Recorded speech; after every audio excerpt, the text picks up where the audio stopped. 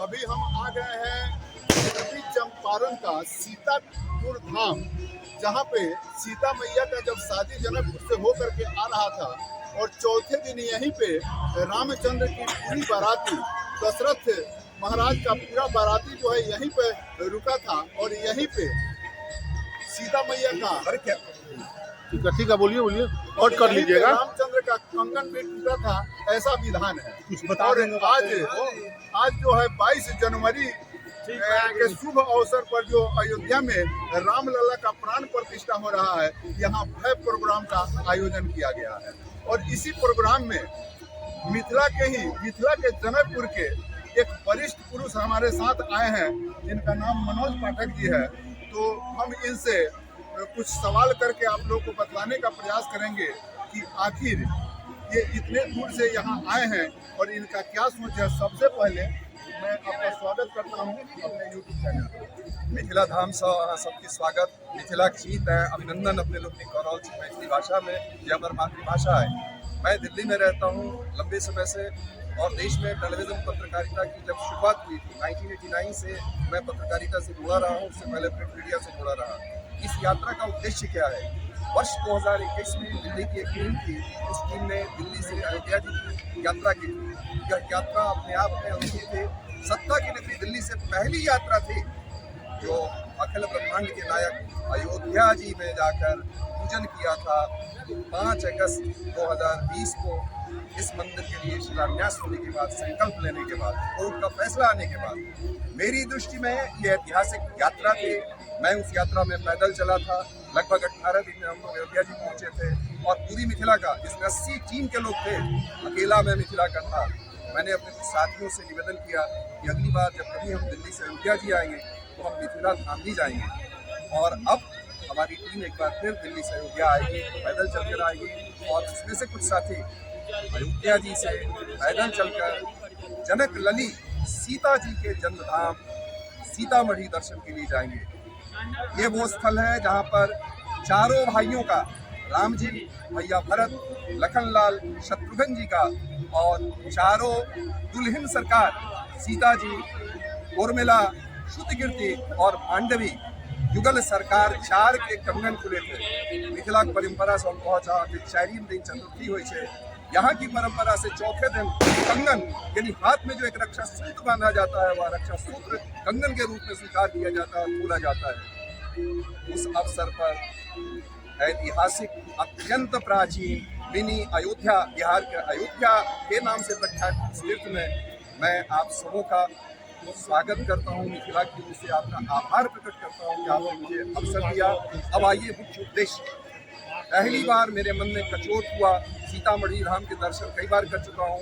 राम सीता जिस बाग तड़ाग पर, जिस बाग में पहली बार परस्पर दर्शन जिन्होंने किया था, वो स्थान उपेक्षित है। वहाँ पर दीप जलाने वाला कोई नहीं है।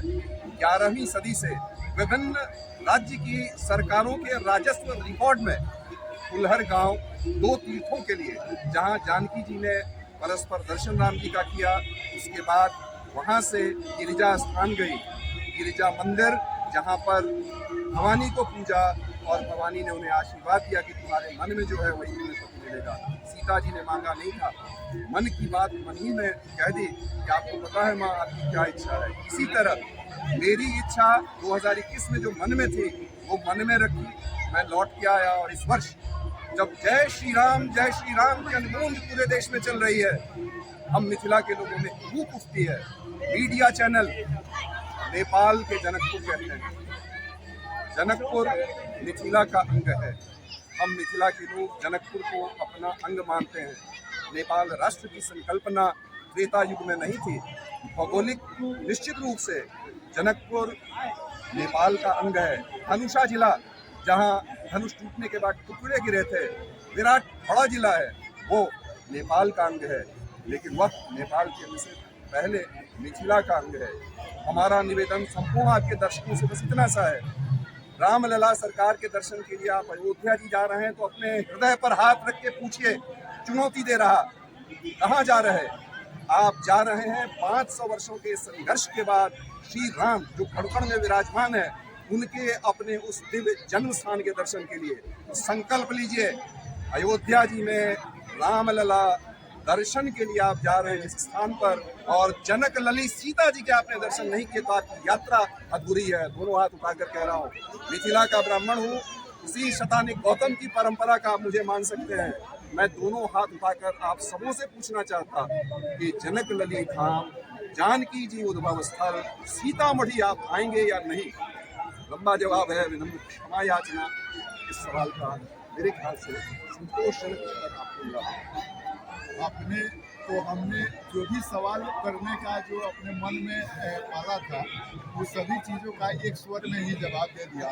लेकिन हम आपसे एक चीज़ जी जानना चाहेंगे और अपने दर्शकों को दिखाना चाहेंगे कि रामचंद्र को पुरुषोत्तम कहा जाता है, विशिष्ट पुरुष कहा जाता है, आदि मानव कहा जाता है और स्वयं उन्हें ईश्वर का अवतरित भी कहा जाता है। तो हम आप एक ज्ञानी पुरुष हैं, इसलिए हम आपके शुभ मुख से यह दर्शकों को बतलाना चाहते हैं कि आखिर वह रामचंद्र कौन सा ऐसा कार्य किए जिससे वह पुरुषोत्तम बने और उन्हें लोग ईश्वर की उपाधि दी। थोड़ा आप इस बात पर हमारे ये बड़ा ही गंभीर और बड़ा ही अच्छा सवाल है। मूल्यों का संघर्ष दर्शकों हर युग में हुआ है। रावण एक मूल्य का प्रतिनिधित्व करते हैं, वह मूल्य है दैहिक भोग का। रावण एक बहुत बड़े बलात्कारी थे और अपनी पुत्र वधू समान अप्सरा का उन्होंने बलात्कार किया था और उन्होंने कहा था कि आपने बलपूर्वक मेरे साथ रमण किया, जबकि मैंने यह समय आपके एक पुत्र के लिए निर्धारित कर रखी थी और हम अप्सराओं में यह एक विधि है। हम आपके इस जो कर्म आपने किया उसके लिए श्राप देती हूँ। आप जिस पल बिना किसी की अनुमति लिए हुए स्त्री के साथ अनाचार करेंगे तो आपका मस्तक सिर सहस्त्र टुकड़ों में फट जाएगा और आप इसी पल मृत्यु के शिकार होंगे। जानकी जी का हरण करके उन्होंने कोई एहसान नहीं किया, उन्होंने अपनी मृत्यु से बचने के लिए उन्हें उनकी सहमति के लिए दबाव बनाया। वीडियो थोड़ा सा लंबा हो जाएगा, इसलिए उतना चीज दर्शक देखना नहीं पसंद करेंगे, इसलिए थोड़ा सा मूल बिंदु पर फोकस करिए कि राम पुरुषोत्तम और राम को लोग ईश्वर माना, आखिर क्यों? उनका जनता के लिए ऐसा कौन सा कर्म हुआ और क्यों उनको लोग ईश्वर माना? राइट, थोड़ा सा इस पर आपका सवाल फिर एक बार कहूँगा बहुत अच्छा है। आप डॉक्टर राम अवतार जो रामायण सर्किट के अध्यक्ष हैं, उनका ग्रंथ पढ़िए। उस ग्रंथ के निर्माण में मेरी भी भूमिका है और राम वनगमन तीर्थ आप जो कुछ देखते हैं, डॉक्टर राम अवतार शर्मा जी का रिसर्च पहली बार मेरे ही सामने आया था, इसमें कोई ग्रंथ बन सकता है या नहीं। तो राम जी और सीता जी के बारे में हमने कथाएं कुछ सुनी, लीला स्थलों की जानकारी नहीं जानते। रावण महाबलात्कारी था ये हम नहीं जानते।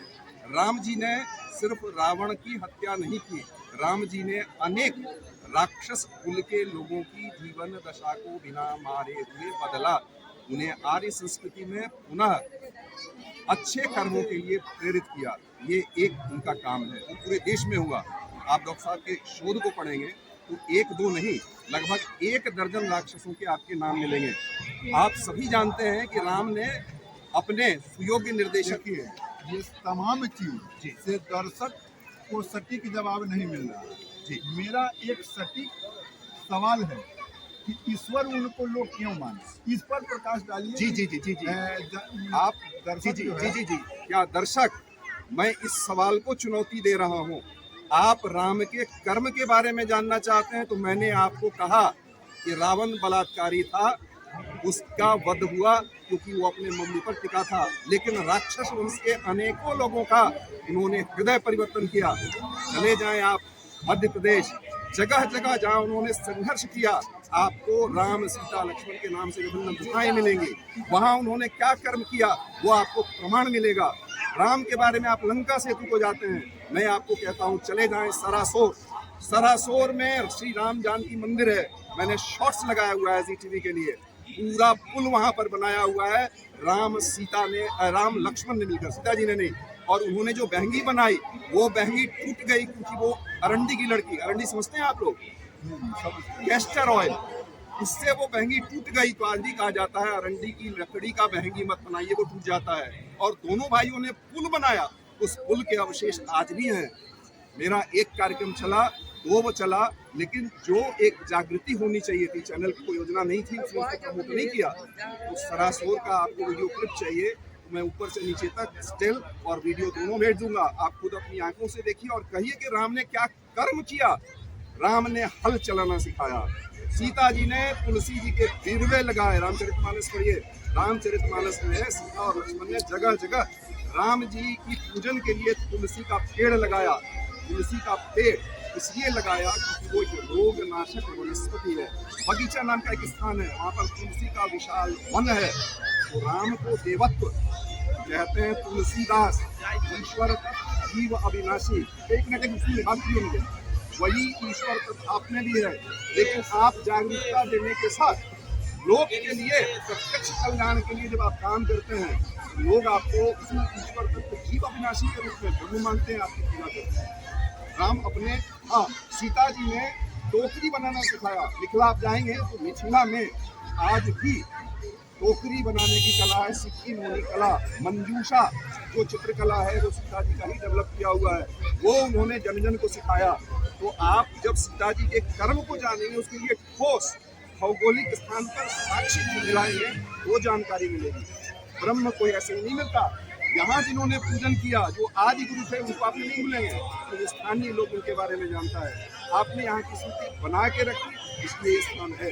तो राम जी ने 12 गुणों के साथ, 16 कलाओं के साथ कृष्ण अवतरित थे, राम 12 कलाओं के साथ थे। तो कुछ मर्यादाएं उनमें थी, इसलिए मर्यादा और अपने शुद्ध कर्मों के माध्यम से लोग हृदय के सम्राट। और